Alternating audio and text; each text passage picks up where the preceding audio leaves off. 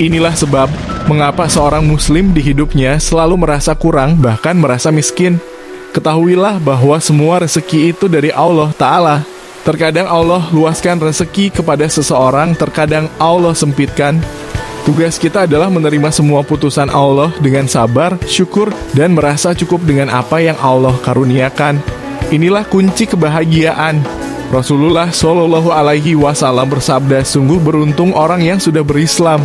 Lalu Allah beri rezeki yang secukupnya, dan Allah jadikan hatinya qanaah, merasa cukup dengan apa yang dikaruniakan kepadanya. Hadis riwayat Muslim. Namun kebanyakan kita terkalahkan oleh hawa nafsu sehingga merasa tidak pernah cukup. Demikianlah umumnya manusia, betapapun banyak yang Allah berikan terasa tidak pernah cukup. Rasulullah Shallallahu Alaihi Wasallam bersabda, andai Bani Adam memiliki 2 lembah yang penuh dengan harta, maka dia akan mencari lembah yang ketiga. Dan tidak ada yang bisa memenuhi perut Bani Adam kecuali tanah, yaitu kematian. Hadis riwayat Bukhari dan Muslim.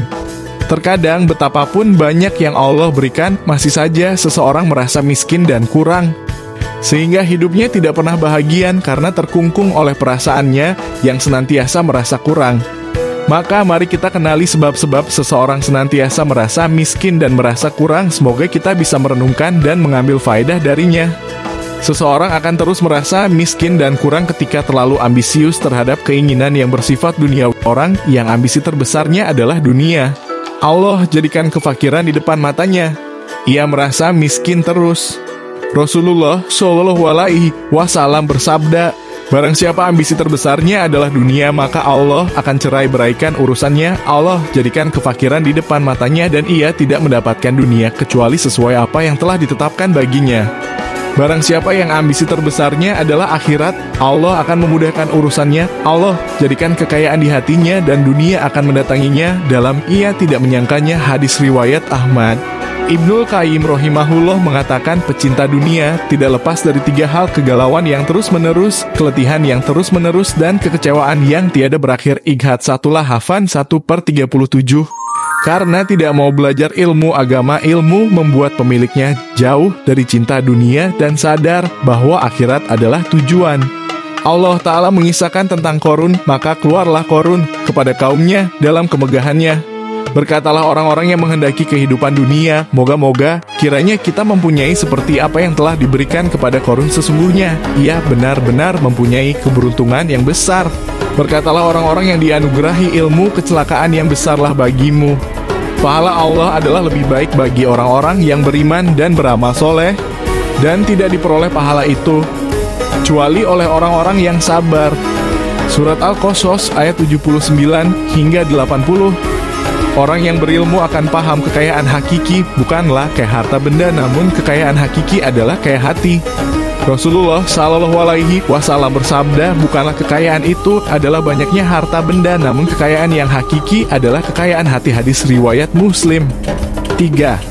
Selalu melakukan maksiat karena setanlah yang menakut-nakuti dengan kefakiran lalu menyuruh manusia berbuat maksiat, bidah, dan kesyirikan demi untuk mencari dunia.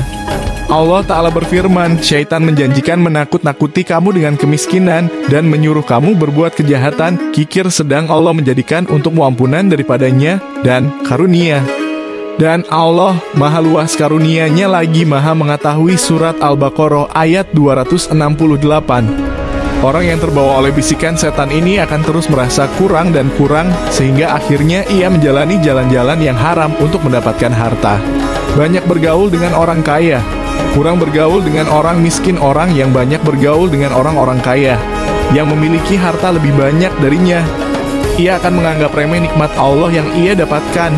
Rasulullah Shallallahu Alaihi Wasallam bersabda, lihatlah orang yang berada di bawah kamu, dan jangan lihat orang yang berada di atas kamu, karena dengan begitu kamu tidak meremehkan nikmat Allah yang diberikannya kepada kamu. Hadis riwayat Bukhari dan Muslim. Banyak bergaul dengan orang-orang yang miskin dan lemah akan melembutkan hati dan menjauhkan jiwa dari cinta dunia. Dari Abu Hurairah radhiyallahu anhu, ia berkata, ada seorang yang mengeluhkan kerasnya hatinya kepada Rasulullah Shallallahu Alaihi Wasallam.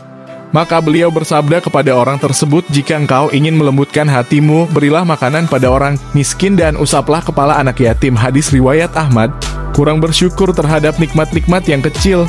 Jika hal-hal kecil tidak disyukuri, maka nikmat-nikmat yang besar tidak akan disyukuri dan terus merasa kurang. Rasulullah Shallallahu Alaihi Wasallam bersabda, orang yang tidak mensyukuri yang sedikit, ia tidak akan bersyukur pada nikmat yang banyak. Hadis riwayat Ahmad.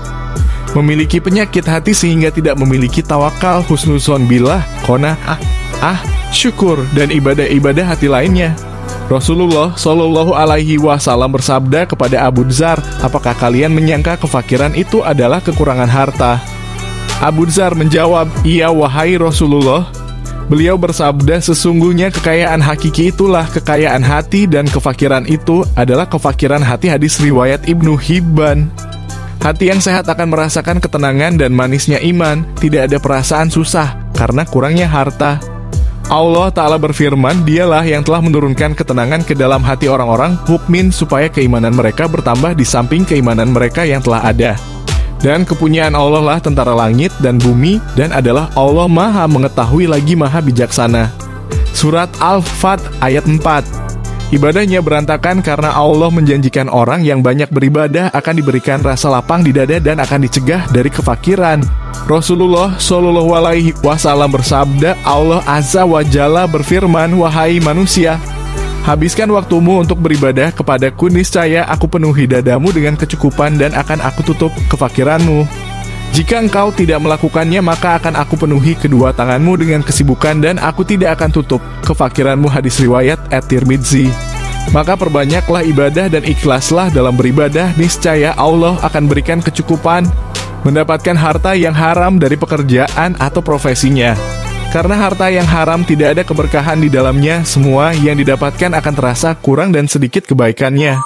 Contohnya harta riba. Allah Ta'ala berfirman, Allah menghancurkan harta riba dan menyuburkan sedekah. Dan Allah tidak menyukai setiap orang yang tetap dalam kekafiran dan selalu berbuat dosa. Surat Al-Baqarah ayat 276. Dan Rasulullah Shallallahu Alaihi Wasallam bersabda, tidak masuk surga daging yang tumbuh dari harta haram. Setiap daging yang tumbuh dari harta haram, maka api neraka lebih layak baginya. Hadis riwayat Ahmad. Malas dan tidak mau bekerja. Ketika seseorang tidak mau berusaha dan malas mencari rezeki, bagaimana mungkin ia lepas dari kefakiran? Maka bagi laki-laki tidak boleh malas dan enggan bekerja. Sayyidina Umar radhiyallahu anhu berkata, wahai para pembaca Quran, yaitu ahli ibadah, angkatlah kepada kalian atau bekerjalah sehingga teranglah jalan, lalu berlombalah dalam kebaikan. Dan janganlah menjadi beban bagi kaum muslimin. Hadis riwayat Al-Baihaqi dalam Syu'abul Iman. Para lelaki kaum muslimin tidak boleh malas bekerja karena mereka bertanggung jawab memenuhi nafkah keluarganya. Rasulullah Shallallahu Alaihi Wasallam bersabda, mukmin yang kuat lebih baik dan lebih dicintai Allah daripada mukmin yang lemah. Namun setiap mukmin itu baik. Semangatlah pada perkara yang bermanfaat bagimu dan mintalah pertolongan kepada Allah dalam perkara tersebut dan jangan malas. Jika engkau tertimpa musibah, maka jangan ucapkan, andaikan saya melakukan ini dan itu. Namun ucapkan, qadarullah wa masya'a fa'ala, ini takdir Allah, apa yang Allah inginkan itu pasti terjadi. Karena ucapan andaikan itu akan membuka pintu setan. Hadis riwayat Muslim. Enggan berdoa kepada Allah. Padahal Rasulullah SAW mengajarkan banyak doa-doa agar terhindar dari kefakiran. Di antaranya, Bismillahirrahmanirrahim. Allahumma inni a'udzubika minal kufri wal faqri. Allahumma inni a'udzubika min adabil qabri. La ilaha illa anta. Ya Allah, aku berlindung kepadamu dari kekufuran dan kefakiran. Ya Allah, aku berlindung kepadamu dari azab kubur. Tidak ada sesembahan yang hak kecuali Engkau. Hadis riwayat Abu Daud. Dari Abdullah bin Mas'ud radhiyallahu anhu, dari Nabi sallallahu alaihi wasallam, beliau biasa berdoa, Bismillahirrahmanirrahim. Allahumma inni as'alukal huda wat tuqa wal afaf wal ghina. Ya Allah, aku memohon kepadamu petunjuk, ketakwaan, keterjagaan dan kekayaan. Hadis riwayat Muslim, At-Tirmidzi, Ibnu Majah, dan Ibnu Hibban. Dan doa-doa lainnya yang berasal dari Al-Quran dan Sunnah. Demikianlah, mari kita renungkan mengapa kita selalu merasa kurang, tidak pernah merasa cukup, bahkan merasa miskin. Semoga ada hikmahnya. Terima kasih. To watch more, subscribe!